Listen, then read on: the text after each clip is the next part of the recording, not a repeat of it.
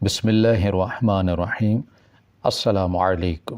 میرے بڑے بھائی احتشام خان پڑھے لکھے انسان ہیں اور معقول جاب بھی کرتے ہیں۔ وہ توہمات پہ بالکل یقین نہیں رکھتے، گو کہ ہمارا تعلق قبائلی خاندان سے تھا، پھر بھی بابا نے ہم سب بہن بھائیوں کو اعلیٰ تعلیم دلائی تھی۔ دوران تعلیم کالج میں احتشام بھائی کو ایک لڑکی پسند آ کے وہ اس سے شادی کرنا چاہتے تھے۔ جب ان کی تعلیم مکمل ہوئی تو بابا نے ان کا رشتہ خاندان میں ہی کرنا چاہا، جس پر بھائی نے انکار کرتے ہوئے کہا کہ وہ اپنی پسند سے شادی کرنا چاہتے ہیں۔ گو کہ بابا نے ہمیں اعلیٰ تعلیم تو دلوائی تھی، مگر دیگر باتوں میں وہ خاندانی روایتوں سے جڑے ہوئے تھے، اس لیے انہوں نے دو ٹوک کہہ دیا کہ خاندان سے باہر تو سوال ہی پیدا نہیں ہوتا۔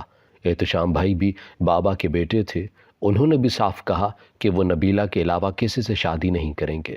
جب دونوں ہی اپنے فیصلے سے پیچھے نہیں ہٹے تو بابا نے احتشام بھائی کو گھر سے نکال دیا۔ ہم سب نے بھائی کو بہت روکا، سمجھایا، مگر وہ نہ مانے اور گھر چھوڑ کر چلے گئے۔ جاب تو ان کو مل ہی گئی تھی، نہ ہوا اور انہوں نے نبیلہ سے شادی کر لی۔ بابا نے ہم سب کو بھائی سے ملنے سے منع کر دیا تھا، لیکن ہم لوگ چھپ کے بھائی سے مل لیا کرتے اور فون بھی کر لیا کرتے تھے۔ اس واقعے کے بعد بابا نے ہم باقی بہن بھائیوں کی شادی جلد ہی خاندان میں کر دی تھی۔ مدثر بھائی اور حشام کی بیویاں خاندان کی تھیں، جبکہ میں بھی اپنے چچا کے گھر بیاہ گئی۔ وقت گزرتا رہا، سب اپنی اپنی زندگی میں مگن تھے۔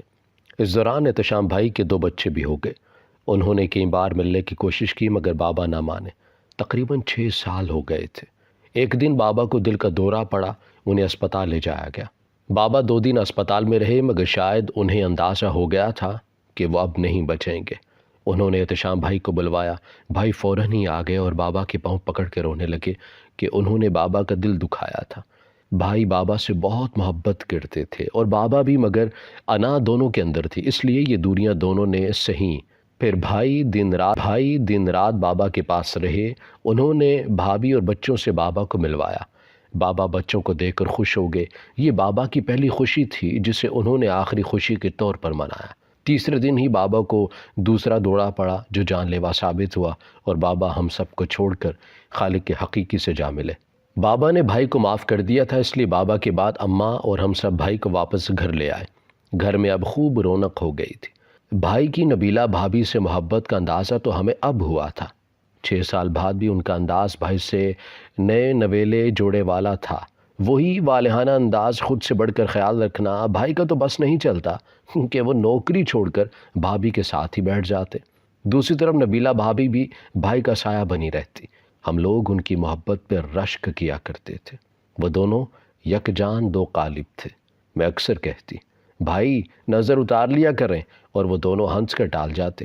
بھائی کو گھر واپس آئے ٹھیک چل رہا تھا۔ ایک دن احتشام بھائی نبیلہ بھابھی کو لے کر شاپنگ پر گئے ہوئے تھے۔ ان دنوں بھابھی کے بھتیجے کی شادی تھی۔ بھابھی اسی شادی کی شاپنگ کے لیے گئی تھیں کہ واپسی پر ایک گاڑی سے ٹکر ہو گئی۔ لوگوں نے دونوں کو اسپتال پہنچایا۔ ہم لوگ بھی فوراً بھاگے۔ بھائی کی حالت بہت خراب تھی، وہ ICU میں تھے، جبکہ بھابھی زخموں کی تاب نہ لاتے ہوئے چل بسیں۔ 2 دن بعد بھائی کو ہوش آیا تو انہیں وارڈ میں شفٹ کر دیا گیا۔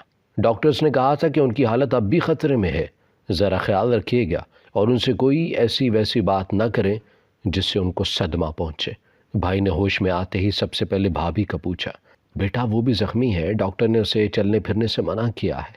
اماں نے بمشکل جواب دیا، مگر میں اسے دیکھنا چاہتا ہوں۔ بھائی نے ضد کی، بھائی ابھی آپ کو آرام کی ضرورت ہے، بھابھی کی حالت ذرا بہتر ہوگی تو وہ آئیں گی، آپ پریشان کیوں ہو رہے ہیں، ہم ہیں نا۔ میں نے بھائی کو سمجھاتے ہوئے کہا تو بھائی چپ ہو گئے۔ دوسرے دن بھائی نے پھر ضد شروع کر دی، مجھے بلا تو میں اسے دیکھنا چاہتا ہوں۔ بھائی عجیب وحشت زدہ ہو رہے تھے۔ اماں سمجھانے لگی مگر بھائی ضد کرنے لگے اور بیڈ سے اٹھنے لگے تو اماں فوراً ڈاکٹرز کو لے آئیں۔ مسٹر احتشام، آپ کو بھی بیڈ سے نیچے نہیں اترنا، پلیز آپ سمجھنے کی کوشش کریں، آپ کی مسز ٹھیک ہے، ان کو کمزوری ہے اور ٹانگ پہ پلسٹر ہے، وہ نہیں چل سکیں گی، پلیز آپ آرام کریں، آپ جتنا خود کو ریلیکس رکھیں گے جلدی ہی ٹھیک ہو جائیں گے۔ ڈاکٹرز کی بات پر بھائی خاموش ہو گئے، مگر اب انہوں نے کھانا پینا چھوڑ دیا کہ جب تک وہ نبیلہ کو نہیں دیکھیں گے کچھ نہیں کھائیں گے۔ اماں بیچاری ویسے ہی اپنے جوان بیٹے کو بیڈ پر دیکھ کر پریشان تھی، اب بھائی کی ضد نے انہیں عجیب مشکل میں ڈال دیا تھا۔ میں روز اسپتال میں سوپ وغیرہ لے جاتی لیکن وہ ویسے ہی رکھا ہوتا تھا۔ میں شام کو گھر چلی جاتی تھی کیونکہ مجھے اپنا گھر بھی دیکھنا ہوتا۔ اماں وہیں رکتی۔ بھائی خاموش لیٹے ہوئے تھے۔ اماں ان کو دیکھ کر پھر نماز پڑھنے دوسرے کمرے میں چلے گئیں۔ کافی دیر بعد وہ وظائف سے فارغ ہو کر جب آئیں تو ان کو بھائی بہت خود سے لگے۔ اماں قریب ہو گئیں اور ان پر دم کیا، پھر برابر میں نظر ڈالی تو سوپ کا پیالہ خالی تھا۔ اماں حیران ہو گئیں اور بھائی کی طرف دیکھا۔ بھائی نے خوشی سے بتایا کہ نبیلہ آئی تھی، وہی سوپ پلا کے گئی ہے۔ اماں حیران ہو گئی۔ بھائی کہنے لگے، اماں میں نے نرس کو پیسے دیے ہیں، اب وہ چپکے سے نبیلہ کو یہاں لے کر آیا کرے گی۔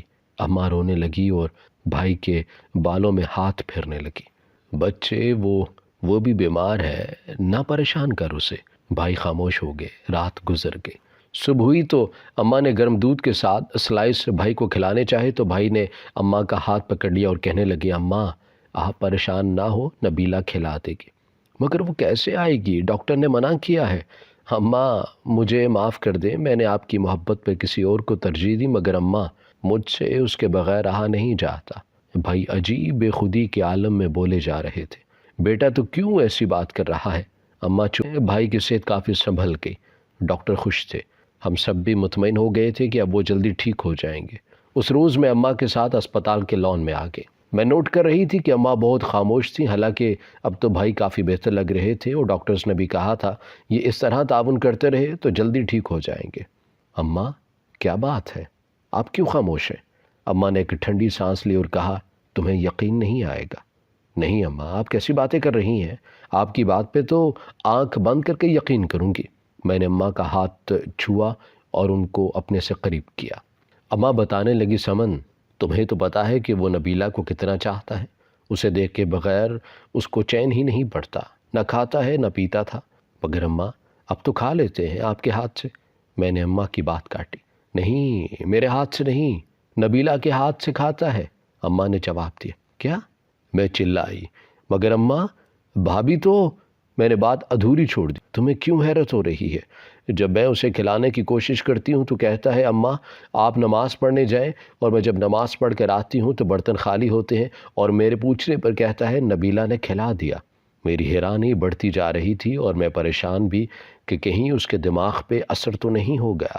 ایک دن میں نماز پڑھنے کے لیے کمرے سے نکلی اور پیچھے کی طرف کھڑکی کے پاس چلی گئی اور کھڑکی سے دیکھنے کی کوشش کی تو مجھے کمرے میں کسی کی موجودگی کا احساس ہوا اور باتوں کی آوازیں بھی آئیں۔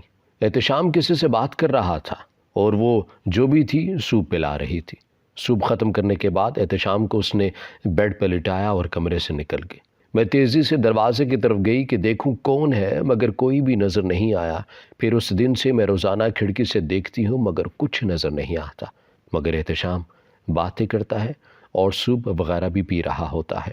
ابھی پرسوں میں اچانک کمرے میں چلے گئی تو مجھے دیکھ کر احتشام تھوڑا سا ڈر گیا۔ ماں دیکھیں، نبیلہ کی ٹانگ پہ پلسٹر ہے، پھر بھی یہ مجھے کھانا کھلانے کے لیے آئی ہے۔ یہ کہہ کر وہ سوپ پینے لگا۔ سمن مگر پلانے والی نظر نہیں آ رہی تھی، مگر مجھے اس کی موجودگی محسوس ہو رہی تھی۔ وہ نبیلہ تھی۔ اماں میں نے کپکپاتے لہجے میں کہا۔ سوپ پلانے کے بعد اس نے احتشام کو بیڈ پہ لٹایا، چادر اڑائی اور ہوا کے جھونکے کی طرح باہر نکل گئی۔ میں نے احتشام پر نظر ڈالی تو مسکرایا اور آہستگی سے آنکھیں بند کر لیں۔ اماں خاموش ہو گئی۔ میری اماں نمازی، پرہیزگار اور بہت سلجھی ہوئی طبیعت کی تھی۔ ان کی جگہ کوئی اور عورت ہوتی تو ڈر جاتی یا شور مچاتی، مگر اماں سمجھ گئی تھیں کہ وہ نبیلہ ہی تھی اور اپنے محبوب شوہر کی خاطر وہ آتی ہے۔ بھائی کی سنبھلتی ہوئی طبیعت ڈاکٹر کی وجہ سے نہیں بلکہ نبیلہ کے آنے کی وجہ سے تھی۔ ڈاکٹر اور ہم لوگ سمجھ رہے تھے کہ بھائی اب جلدی ٹھیک ہو جائیں گے، مگر اماں سمجھ گئی تھیں کہ اب احتشام اس دنیا کا باسی نہیں رہے گا۔ بھائی کے ایکسیڈنٹ میں بھابھی کی موت اسی وقت ہو گئی تھی کہ پیش نظر یہ بات ان کو نہ بتائی اور بہانہ کرنے لگے کہ وہ زیادہ زخمی ہیں اس لیے نہیں آ رہی۔ مگر جب بھائی نے بالکل ہی کھانا پینا چھوڑ دیا تو نبیلہ بھابھی کی روح بے چین ہو گئی۔ وہ جتنی محبت کرتے تھے ایک دوسرے سے، اسی لیے نبیلہ بھابھی کی روح بھائی سے ملنے آتی تھی، وہی بھائی کا خیال رکھ رہی تھی۔ بھائی کو ابھی تک نہیں پتا تھا کیونکہ انہیں تو بھابھی سچ مچ نظر آتی تھی، وہ ان سے باتیں کیا کرتی تھی، ان کا خیال رکھا کرتی تھی۔ یہ سب وہ بھائی کی زندگی اور صحت کے لیے کر رہی تھی اور بھائی تیزی سے صحتیاب بھی ہو رہے تھے۔ ہم لوگ اس خوف میں تھے کہ بھائی کو جب حقیقت پتہ چلے گی تو کیا ہوگا۔ مجھے جب سے اس بات کا معلوم ہوا تھا میری کوشش ہوتی تھی کہ میں بھائی اور اماں کے ساتھ زیادہ رہوں۔ ہم نے تو اب صرف دیکھنا ہی ہوتا تھا۔ بھائی کے کام تو بھابھی کی روح کر رہی تھی۔ وہ اس وقت آتی تھی جب کمرے میں کوئی نہیں ہوتا تھا۔ ایک دن شام کے وقت ہمارے کچھ ملنے والے بھائی کو دیکھنے آئے ہوئے تھے۔ وہ کافی دیر بیٹھے رہے۔ میں نے محسوس کیا کہ بھائی کچھ بے چین ہے۔ میں گھبرا کے ان کے پاس گئی تو دیکھا بھائی ہاتھ جھٹک رہے، جیسے کوئی ان کو ہاتھ پکڑا رہا ہو اور وہ ہاتھ چھڑا رہے ہوں۔ میں مہمانوں کو لے کر باہر آ گئی۔ مجھے محسوس ہوا تھا کہ شاید بھابھی کمرے میں آ گئی ہیں۔ ان کی مخصوص خوشبو عجیب سی کمرے میں پھیل چکی تھی۔ ہمارے نکلتے ہی نرس کمرے میں گئی کیونکہ بھائی کی میڈیسن کا ٹائم ہو گیا تھا۔ نرس کمرے سے نکلی، ادھر مہمان بھی جا چکے تھے۔ شام ہو گئی تھی۔ میں نے اماں کو خدا حافظ کہا اور گھر چلی گئی۔ صبح ہی مجھے اسپتال سے فون آیا تو میں بھاگی جہاں باقی گھر والے بھی جمع تھے۔ احتشام بھائی کا انتقال ہو گیا تھا۔ میں نے اماں کو دیکھا، وہ خاموش تھی۔ ہم بھائی کی میت کو گھر لے آئے۔ تدفین سے فراغت کے بعد میں اماں کے ساتھ بیٹھی تھی۔ ہم دونوں ہی خاموش تھے۔ اندازہ تو مجھے تھا، مگر پھر بھی جاننا چاہتی تھی کہ اچانک کیا ہوا۔ اماں بتانے لگیں کل جب نرس کمرے میں گئی تو احتشام کو اس کا آنا برا لگا۔ وہ چیخنے لگا، جاؤ! نرس بولی، مسٹر احتشام، آپ کی میڈیسن کا ٹائم ہو گیا ہے۔ احتشام چلایا تھا، تم دیکھ نہیں رہی میں اپنی بیوی سے بات کر رہا ہوں؟ نرس حیران ہوئی، مگر آپ کی مسز تو مر چکی ہیں، ان کا تو ایکسیڈنٹ والے دن ہی انتقال ہو گیا تھا، تو پھر یہ کون ہے؟ بھائی نے بابی کی طرف اشارہ کیا، مگر وہ ہوتی تو نظر آتی نہ۔ نرس تو گھبرا کے باہر آ گئی۔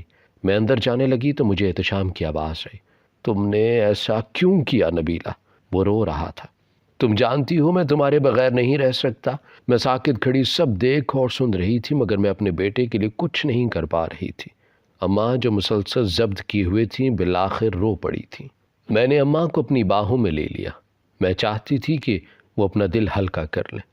جواب میں نبیلہ نے کچھ کہا ہوگا، جس پر وہ دوبارہ بولا، نہیں، مجھے ایسی صحت اور زندگی نہیں چاہیے جس میں تم نہ ہو۔ مجھے بھی اپنے ساتھ لے چلو نبیلہ، میں نہیں رہ سکتا۔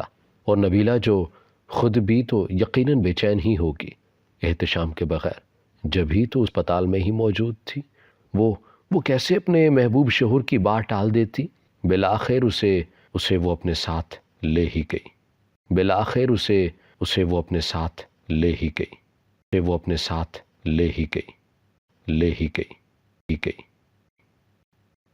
ہماری ویڈیو اگر آپ کو پسند آئی ہے تو ضرور لائک کیجیے، اپنی رائے دینا چاہیں تو کمنٹس کیجیے، اچھی لگے تو شیئر کیجیے۔ اس کے ساتھ ساتھ اگر آپ نے ہمارا چینل سبسکرائب نہیں کیا تو ضرور کیجیے اور بیل آئیکن پر لازمی کلک کیجیے تاکہ ہماری ہر آنے والی ویڈیو آپ تک بر وقت پہنچ سکے۔